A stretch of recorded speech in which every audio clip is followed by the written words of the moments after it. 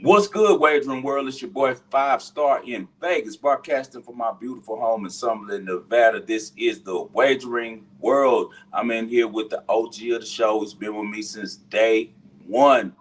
We've been on a long run together, 5 seasons so far. The only Sacramento Kings fan that I know. What's good, Spread Astaire? How are you? Man, I'm excited. What a great start to our season. Cowboys cashed in the first half. It was a little close, but they cashed in the end. And other than the lightning delay, pretty fun game to start the season. Let's get right into the past. No time to waste. We got to get ready for these 4 o'clocks that we're about to go bed, and also for the Yeah. game in Brazil tonight. All right, let's do it. Of course, the Eagles prevailed 24-20. Kind of a quiet night for fantasy football fans. A.J. Brown had a quiet night. Jahan Dotson leading the team in receiving for the Eagles. Didn't see that one coming. I thought Devontae Smith might have a little better night.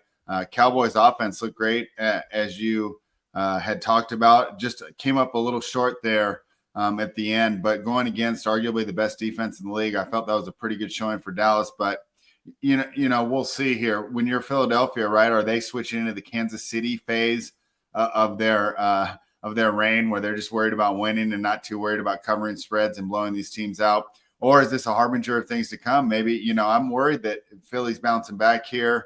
It's tough to come off a Super Bowl win. It's a lot of football being played, and they're going to have to get Jalen Carter under control and back out there with the team. What did you see? Yeah, he might be suspended for a couple of games. Dak Prescott kind of sucking him into that one. They were jawing back and forth, and pretty smart on Dak's part to know that he could get under his skin like that. I'm sure he didn't expect him to spit on him, which is the ultimate disrespect. But a weird start to the season. When that happened, I said, boy, this is about to be a janky-ass NFL season this year. They threw out the number 1 player for the Eagles before the game even started. It works out fine for us, because we had the first half on the Cowboys, and we also had the full game. I actually did good on fantasy spread because I went and got Javonte Williams right before the game, and he scored 2 touchdowns last night. So I did okay on the fantasy with him.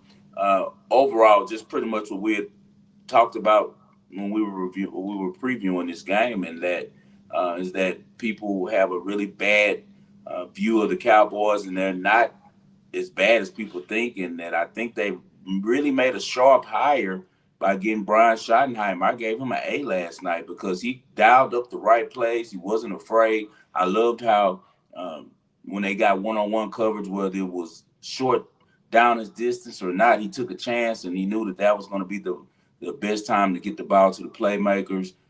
I don't know about Philadelphia's offensive coordinator. I don't know if he's going to be that guy. Remember, they had a down period like we spoke about the last time that they lost the Super Bowl coordinator. Great job by Jalen Hurts, but he kind of played, careful. He was 19 of 23, which is, really efficient. But were you really worried about any big plays? He did hit the one big play to Jahan Dotson, and that probably made most of the yards. That's why you said he led the team in receiving. And A.J. Brown doesn't get any balls. How long is this going to last? He only got 1 target. So Yeah. I think that OC better tighten things up, because we know that relationship between Jalen and AJ is fragile, even though they're pretending that it's all water under the bridge. We know that they were having a difficult period of working together. So we'll see how it goes. I predicted at the beginning of the year, that the Eagles would have a down year and that they would not win even their division. I think Washington wins it, and last night only made me believe that more so. I never seen an NFL game stop because of the weather. I only seen that in the CFL, and usually when they come back from the locker room, it's some jinky stuff, as we only see 3 points scored the rest of the game. Really bad fumble by Miles Sanders prevents the Cowboys from winning the game, and some really bad drops by CeeDee Lamb. All right. Well, we're going to race through this here today. We got a late start. We apologize for that, but we're still here for you, doing it for the people. This is free. There's plenty of people who pay 5-star, plenty of money for this information. So all we're asking for you to do, hit the like, subscribe to the channel, 5-star. Let's move to Saturday. Iowa at Iowa State. Rivalry game this early in the year. College football is not playing around. Iowa State's laying 3.5 total, 43.5. How are you approaching this one? You got to take the points. You got to go with Iowa plus 3.5 on this one. They've won 6 straight games in Ames, Iowa. This is a series that's been dominated actually by Kirk Ferentz in his 27 years at Iowa. Matt Campbell, you know how highly I think of him at Iowa State, but everyone has the kryptonite, and I feel like Kirk Ferentz is his kryptonite. Iowa didn't show much last week as they win 34-7, but the offense didn't look dominant at all. Really good running back like they always have in Xavier Williams, but I expect the world to learn about Mark Gronowski this week. I followed him a lot at South Dakota State. At South Dakota State, he was a 4-year starter, won back-to-back championships in the FCS for the South Dakota State Jackrabbits. And now he's coming to try to give that Iowa team a boost. He's not that great of a thrower. He can hit guys, but he's more of a Ben Roethlisberger style quarterback, strong, real rugged. The team likes to follow him. Other side of the ball, Rocco Becht is a really good player for Iowa State. I just don't know if their receivers are going to be able to get open against this Iowa secondary. I also don't know if I can trust them to run Hanson on this Iowa defense. We know that 2 teams always come to play defense every year in college football. That's Utah and Iowa. And I think that that's going to happen again this game. I think that Iowa was able to turn over Rocco Becht a couple times and at least keep the game within a number. Last year, Iowa State roars back in the third quarter and ends up winning the game, but they were down 13-0 at halftime and midway through the third quarter. So I just really believe that Iowa has their number and they're going to be really hungry since last year they gave up a game that they felt they should have won, and that this is little brother. And also the public is going to be pounding Iowa State because they're more familiar with that team after watching them beat Kansas State in week 0. Guys, see all the positive comments in the chat. We appreciate the support. Let's head down to Texas. Baylor heading down, taking SMU minus 2.5, 5-star. I didn't handicap this game, but the usual line for me is to take the 2.5 and lay the 3.5. I know we're taking the 3.5 in the first game. How are we approaching this one with a 2.5 point spread? Total 63.5. This is a rivalry game, and that these are 2 quarterbacks that I really like a lot. I've been talking about the quarterback for SMU for a really long time, ever since he was in high school, Kevin Jennings, and he brought a brand new element to that team. Really explosive quarterback. He can run the ball, but he throws dimes from inside the pocket. Really good coach over there in Brett Lashley. Then on the other side, you have a Baylor team who showed us last week against Auburn that they can't stop a cold. So I don't see how they get SMU off the field, but I do know the Baylor's strength is in their offense. So I think Sawyer Robertson will be able to put up some points. I lean towards the over in this game. This is an old school Southwest Conference game, and I think that both of them score a lot of points, a lot of players that's familiar with each other, a lot of in-city rivalries in that one. All right, and we know Sino's not here with us today, but he's here in spirit, as the final game we're going to talk about is Michigan heading to Oklahoma. The Sooners laying 4.5, total of 44.5. How do you see the Big Ten faring in this one? I'm a big Sharon Moore guy. I feel like he's a really unheralded coach, and I think that now that he has the young freshman over there at quarterback in Underwood now, I know he hasn't been tested on the road. We know that Brett Venables usually draws up a really good plan for the defense at Oklahoma. It's going to be a raucous crowd in Norman as, Michigan comes into town. But Michigan has been pretty good on the road. Last week, they did not look good. A lot of people are going to fade them, I'm sure, because they looked a little suspect. They didn't look as dominant as they usually are, especially facing a team as weak as New Mexico. As the young kid that's under center is kind of, finding his way. Tough road game. He's going against a veteran in John Mateer over there at Oklahoma, who's played a lot of football at Washington State. Got it with a lot of speed. Got us a playmaker at the quarterback position, and he can throw it around. But with that said, I'm taking points anytime I can get it with that Michigan defense. I just trust the type of team that they are. I trust the type of program that they've been over the last 2 decades. So, some of these games I like to bet the front of the shirt instead of the back. And I just think that that's too many points against Michigan. I think that their defense will find some type of way to keep them in this game. I do think that Oklahoma is a very explosive team with a lot of potential over there. But things come down once again to the trenches. Is OU really an SEC team yet, or are they still a Big 12 team in the trenches? I know that Michigan is a big boy football team in the trenches, coming out the Big Ten as being one of the best teams there the last decade. All right, we're going for the underground and the underdog when Yeah. Michigan taking on Oklahoma. Let's move on to Sunday.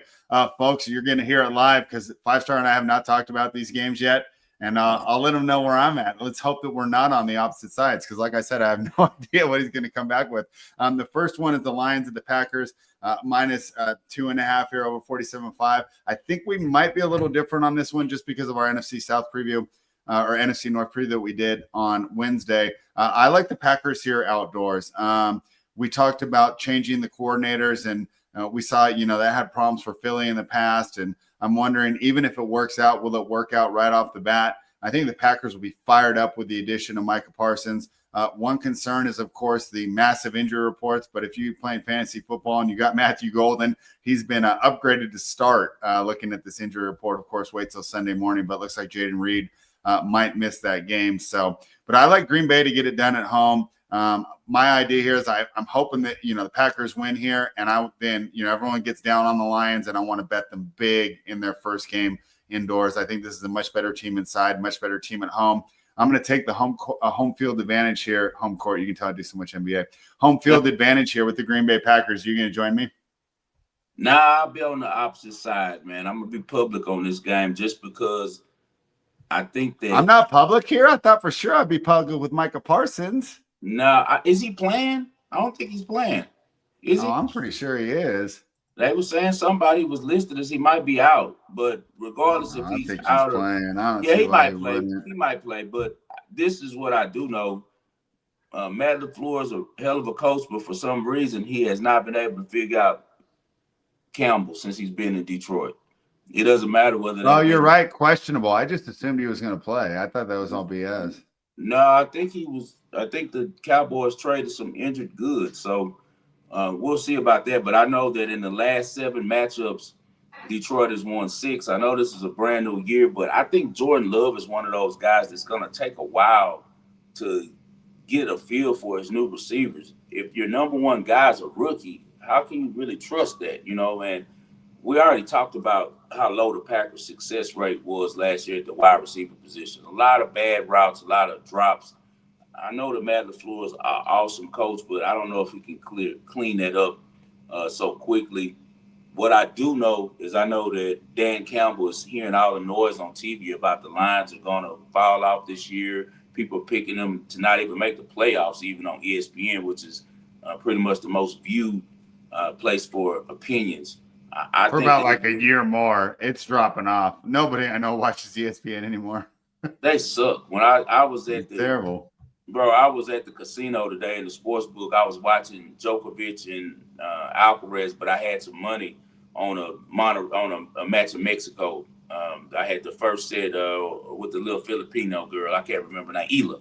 Hila was able to cash for me easily at 6-2. She got broken on the first game, and I jumped in heavy on her. I was just sitting there waiting on my money because, the first set is going to be like 30, 40 minutes.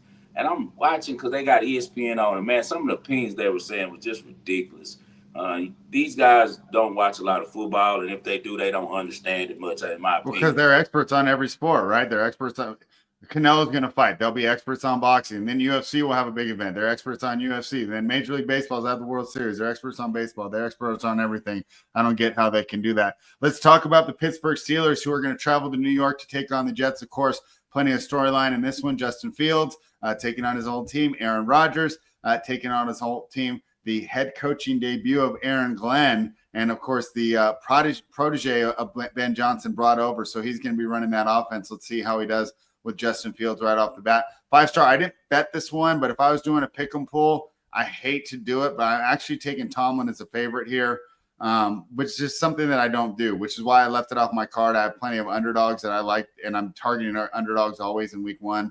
I left it off, but if I was forced to play it, I would take the Steelers. I just can't imagine them not tackling well right off the bat. And there's a lot, even though Rodgers is new, more continuity, I feel, with the Steelers, with the Jets having a full coaching turnaround And the Steelers just got a new quarterback. How are you approaching this one?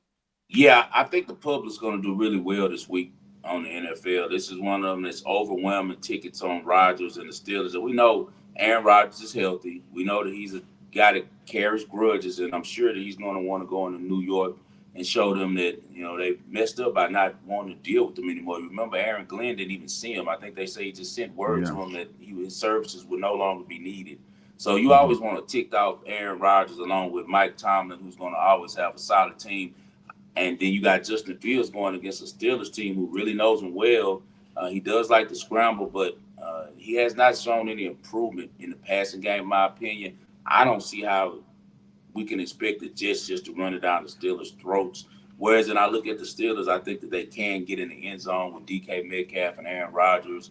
Jalen Warren bring some pop to that backfield. I always thought that the former running back over there out of Alabama, he's a nice kid, but I just felt like he was just an all right running back, more beneficiary of a great offensive line. Now they have a home run hitter in the two running backs that they have there now with Jalen Warren and the kid, Caleb Johnson, that came here from Iowa. Give me Old Faithful, man. I'll take the Steelers on this one. I don't think that they lose this game. 5-star, I told you I'm targeting underdogs here in week one. One of the underdogs that I'm targeting. Hey, this should play well to our big Houston fan base, but hey, it's not about getting the hometown pop here.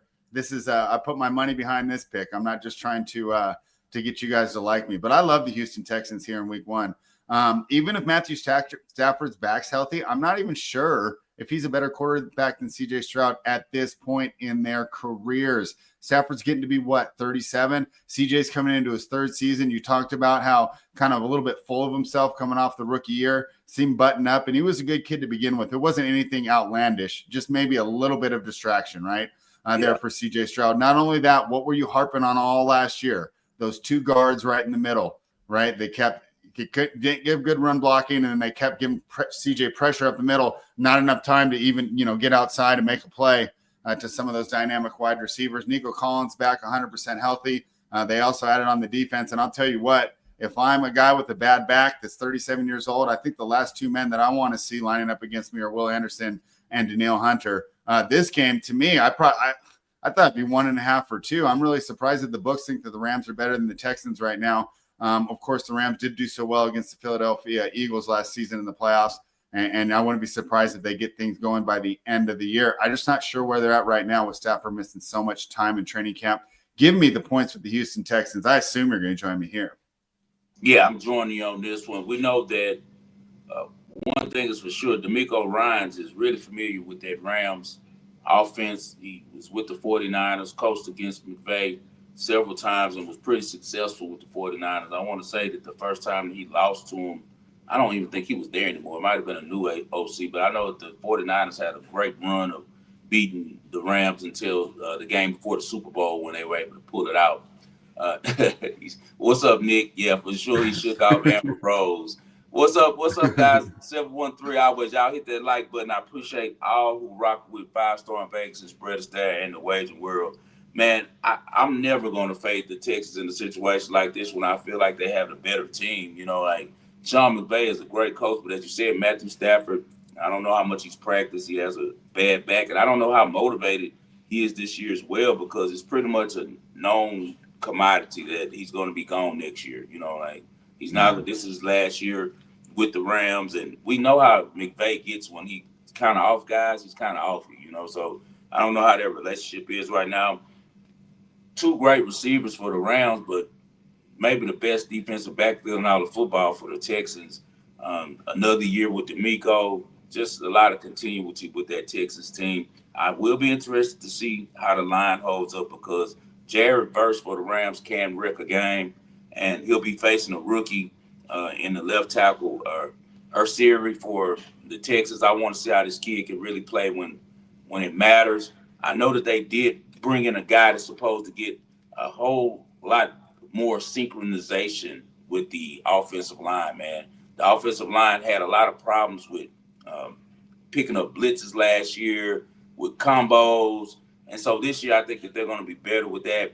CJ with a bounce back season, and they gave him all the weapons. Not much of a run game this year is expected from them, but I think that they're going to be able to run the ball this year. I like their backs. I think Nick Chubb is ready for a bounce back season. Also, we talked about Woody Marks. He's an explosive kid going back to LA. So look for him in the passing game. Big game I expect, though, from Nico Collins and from the Iowa State kids that came over there. I think that the Texans get this one done money line. Yeah, I mean, Woody Marks could be this year's Bucky Irving for the Yeah. fantasy players out there. I think he's got that type of potential if he gets the opportunity. 5-star, not on the script, but I want your thoughts on one of my favorite plays for the morning slate Sunday. Let's head down to the NFC South. Not to your favorite team, though. I want to talk about the Atlanta Falcons taking on the Tampa Bay Buccaneers. They're catching 2.5 points at home. They beat the Buccaneers in both of the games that they played last season. And finally, their GM decided to address their defense and not just draft skill position players in the first round. So I think this defense is going to be a little better. Coaching's kind of a toss-up. I personally do like Todd Bowles a little better, but I think that everything about the Atlanta team being at home is much better. I think they're going to look much faster in that dome. I expect a big game from Drake London. I'm taking the Falcons in the points here. Is that an underdog that you like too, or are you thinking the Baker is just too experienced at this point? It's going to be a game, I think, with a lot of points. On this one, I'd lean towards the over on it. It's going to be 47.5. These teams has went over the last 3 times that they played. And back then they had Kirk Cousins. So I think that Penix is going to, threaten them deep with a lot of balls. Even if Drake London isn't catching these balls, he's going to draw some PIs, and the other kid on the other side that came over from Chicago and played at Tulane, he's a really good player as well. So, and then, of course, we cannot forget the great running back, Bijan Robinson, who kind of flies under the radar and might be number, 2 or 3 best player in the whole league. So Atlanta has a lot, but I just don't trust Raheem Morris enough to pull the trigger on taking a side. But I do think there's going to be a lot of points in this one. So give me the over if I had to go on on a side on that one. I don't even like to play a lot of totals, but this one screams over to me. All right, guys. 5-star and I both have busy weekends. We just wanted to get the picks. Not a lot of speculation, not a lot of joking around today.